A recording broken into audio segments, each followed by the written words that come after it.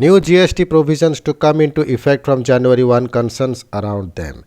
So far, cost notices were issued first and then recovery process initiated in cases of mismatch in GSTR 1 and GSTR 3B.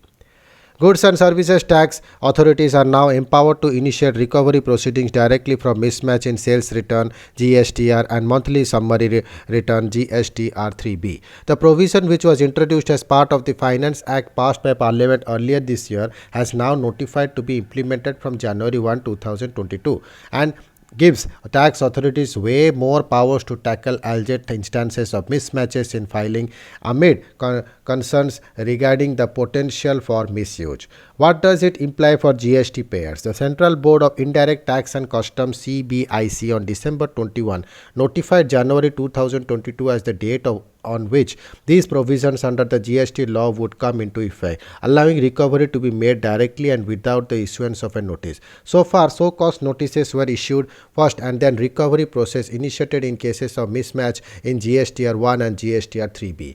Though the Finance Act and explanation to subsection 12 of section 75 of the CGST Act is being inserted to clarify that self-assessed tax shall include the tax payable in respect of outward supplies, the details of which have been furnished under section 37 but not included in the return furnished under section 39.